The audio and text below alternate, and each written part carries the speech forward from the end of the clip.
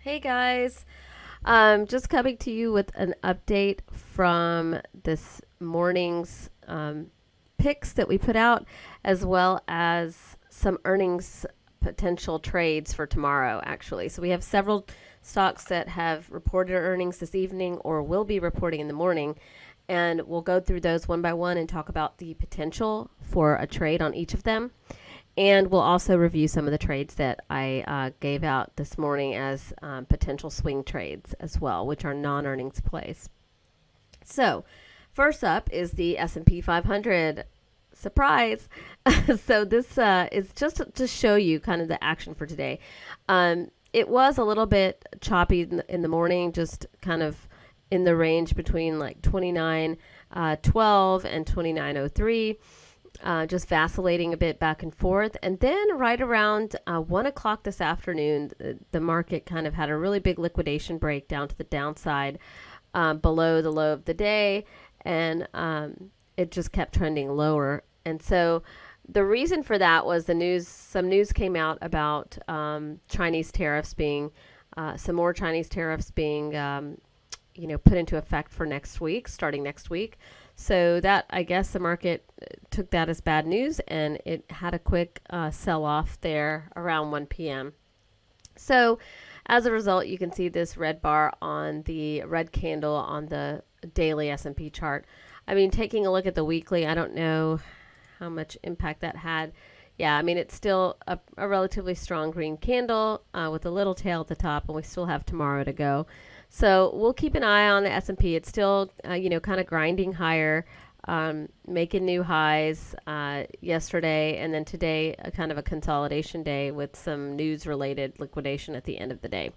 So that's really an overview of what's going on with the S&P market. So the trades we talked about this morning were Grubhub. So we'll go ahead and talk about Grubhub a little bit.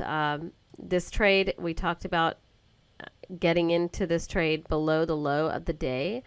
Actually, I'm waiting till tomorrow to get into this trade, so I'll be looking for a continuation of this down move as long as the stock doesn't go back above this uptrend line.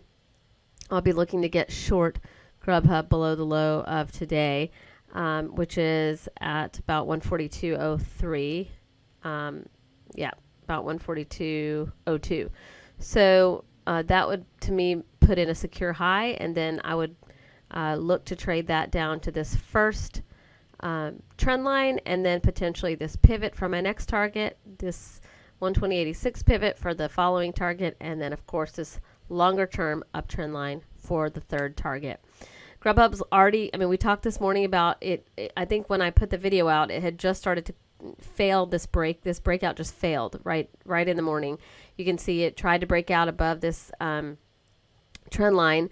And we talked about if it showed strength here, we could potentially sell some puts or even buy the stock outright or some call options on it to go higher. But because it failed to break out, we would just put our stop at this trend line, and we could have bought a put or sold the stock outright this morning, just based on this failed breakout here. If you would have, just sold it or sold a stock or bought a put like right around this bar here, so actually more like 144.26 area below this first red bar, that's a swing trade based on a red to green pattern. So we have let's just make it a 15-minute chart. Yep. So you look here, this is a red to green pattern on the 15-minute chart where you have all these green bars going up, and then your first red bar, making a new low. You would get into it right around the descent below the first red bar. So that could have been a trade as well today, getting in at around 143.81 and putting this high of today or this trend line as your stop, and you'd be in the money a good dollar. Looks like a good $1.78. It looks like, yeah.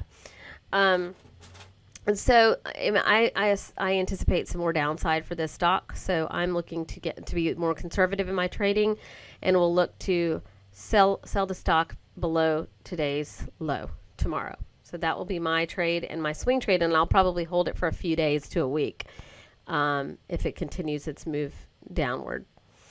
Just utilizing the same trend line as my stop and my targets we talked about already. So that's Grubhub, turning out to be, looking to be rather a good entry today on the failed breakout above the longer term uptrend line. So let's see, what else do we have? We talked also about JD.com. And it's looking great as well. I think we talked about this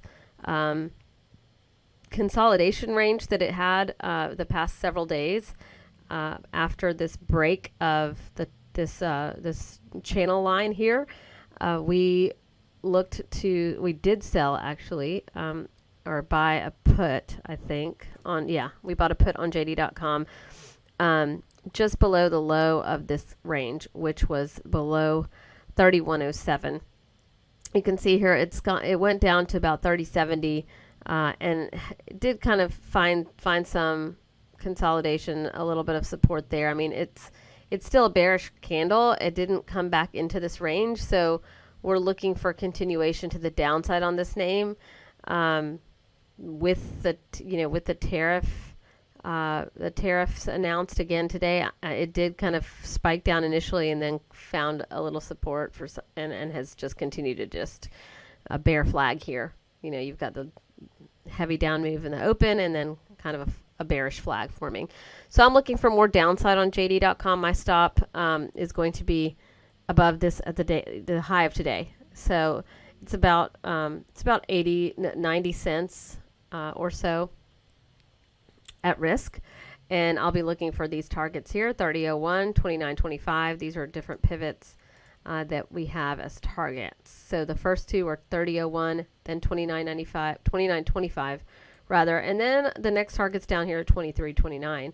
So ultimately, I mean, it could come down to this level is what we're looking for, but we will keep our eye on it. I mean, we have this huge topping pattern here, so I anticipate it will not get back above this line here, which is at 34.88.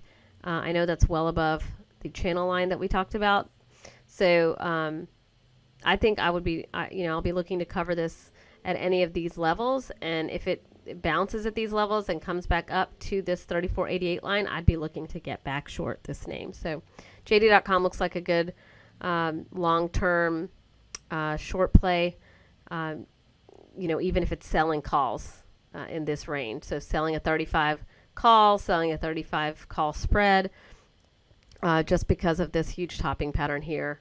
I don't anticipate it going up above this breakout line, breakdown line rather, at 34.88 anytime in the near future. So that's kind of what we're looking at, selling call spreads and buying puts on JD.com.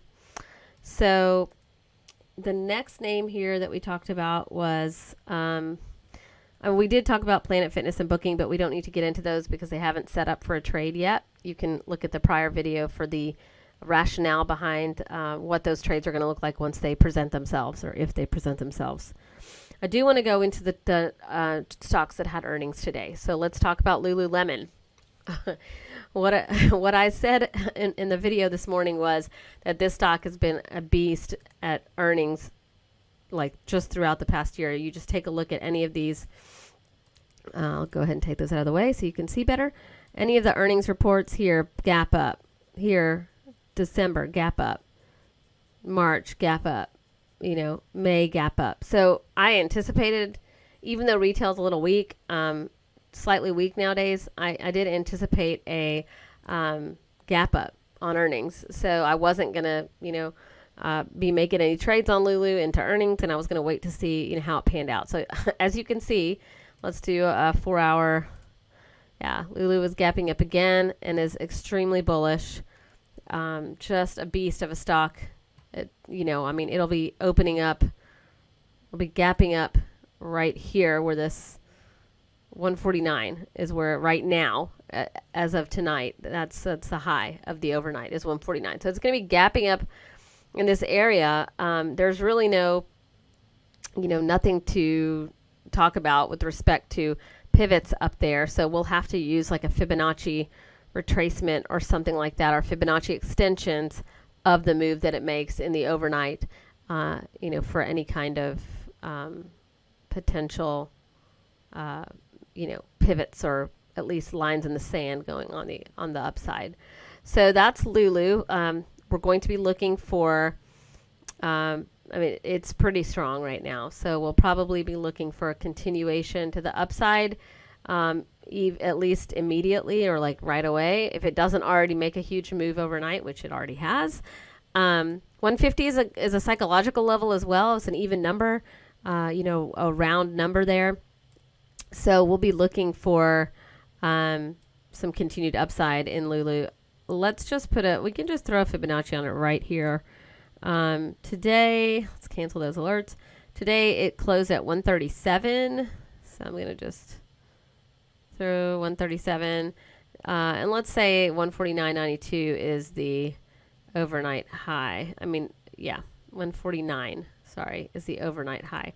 So, that's a couple of cents. It's approximate. So some potential targets would be, right, the first one, the 23% fib extension at 150, 175-ish, 150, 180. And the next one up here, the 61% extension, 161 fib extension, which is around 156.25. So those are two decent targets if Lulu stays right here going into tomorrow morning. I anticipate further upside in the morning, kind of like Tilray, because Lulu's a pretty big momentum name.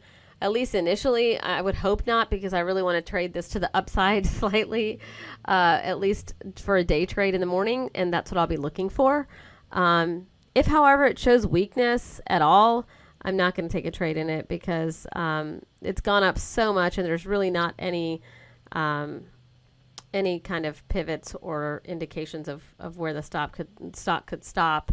So if it shows any weakness, we'll have to wait it out and do like a earnings +3 evaluation. So see where it is after 3 days after earnings, and then we can talk about a move if it's consolidating or goes down or whatever. We'll have to consider it after 3 days. So my trade on Lulu would be above the overnight high of 149. The target being this 1.23% fib extension, and then 1.61 up here. So we'll be using these as points of like targets rather, depending on if it continues to go up in the morning or not. And we'll see. We can adjust these as needed in the morning. You just utilize whatever the high of the overnight session is, and you can use that as the top of your Fibonacci for your Fibonacci extensions. So, it could also retrace back down to the 50% and then bounce back up. So that's another potential trade. If it does show any weakness and it doesn't get below this 50%, you could play a bounce play off of that as well. So that's Lulu. A couple other names reporting earnings that were significant today. We have Ambarella, AMBA. This stock missed its earnings estimates a little bit, so it's got some pretty weak action in the stock. It's all the way down to 33.70 in the overnight, coming from 39.75 at the close. So if we take a look at the daily, I just put this this trend line, this downtrend line for the very short term. That's from the beginning of this year.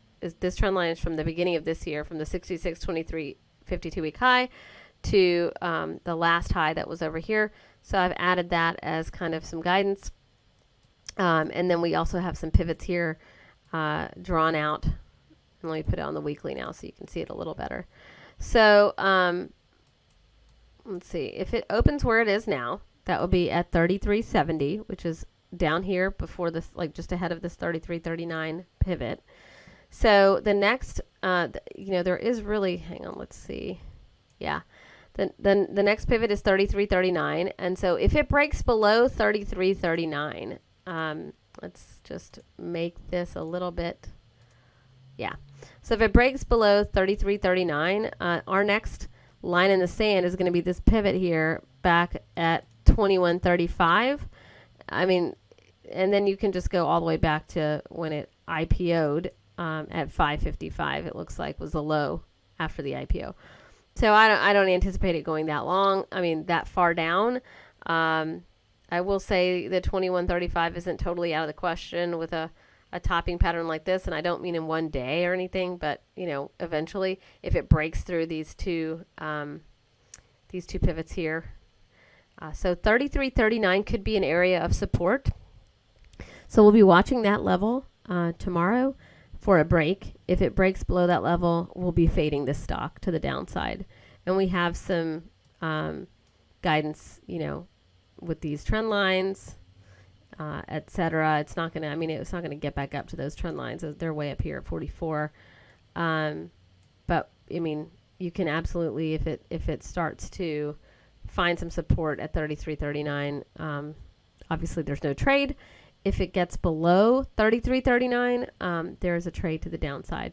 I mean, it's gone down quite a bit already, but it's pretty weak and it's off of earnings, so there could be some momentum, some further momentum to the downside. So that's Amberella. Next up is Ulta Beauty, which is a cosmetics company, cosmetics store, kind of like Sephora. So we're going to take a look at Ulta here on the weekly. So this is a longer term downtrend line in Ulta going back to 2017, like mid 2017. It has also, let's actually go ahead and put this trend line on it as well from down here at 146.77. Yeah, the swing out method. So we have a trend line at the bottom as well, which is down here. So this longer term trend line from 2016 is here. So let me make that thicker so that we know that that is more than 2 years old.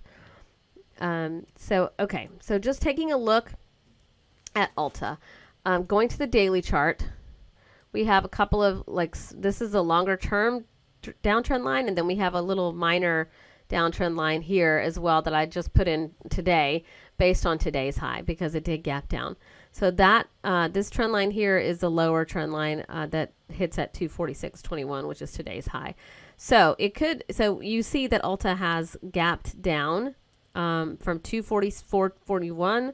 It went up slightly and then came all the way down to 222.93 in the overnight. So it's got some strength. It's showing some strength off of this pivot here at 228.26 and 224.56, which are these pivots. So, and then there's a tiny gap, you know, that goes down to, let's see, what is that? About 223.15, which is actually got below that in the overnight. So it's already even crossed and filled the gap in the overnight. I'm going to remove this so you can see it a little better. Yep. So it filled this tiny gap here in the overnight, but you know, we will be looking at regular trading hours for any action. So Ulta, I would say again a fade on any strength. So if it shows any strength up to any one of these moving averages, the 20, 50, 100, 200 moving average on any of these time frames, 5-minute time frames, then I'll look to fade that. If it gets all the way up to this little trend line here, I'll be looking to fade that as well. I don't anticipate it doing that because even if we just throw Fibonacci on this giant move here that it had overnight, I mean, it's right here at the 50% already from this move. Okay, just in the overnight. So it could come. I mean, it could go all the way up to 61.8. It could go up to any of these, you know, trend lines. I mean, moving averages. Sorry, and I would be looking for a fade. So targets for Ulta, we would be looking for the targets of the 228.26 again, 224.56, 223.15, and then let's just put it on a weekly chart so you can see this a little bit better. Okay. So then you have some pivots down here in the 200s. So you've got 205. Actually, this looks like one as well. This 199, like right around 200, 199, 130 or so, 199.15. So you've got some, some pivots to operate from with respect to your targets. And, I anticipate some weakness, maybe not all the way down here. And you also have this, longer term, 2-year long uptrend line, which hits down here at 203-ish. So these are all viable targets to the downside for Ulta. I would think it would get at least down to where it was in the overnight if it starts to get weak.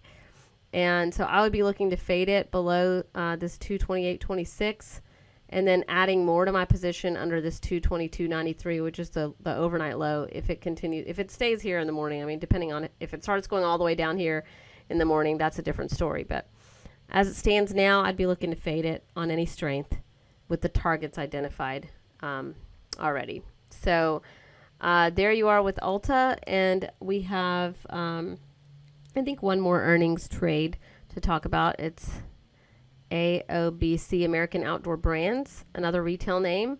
This name is pretty strong. I haven't put any trend lines on this chart or pivots because I actually just found out about this one. So we can just take a look at this together right now.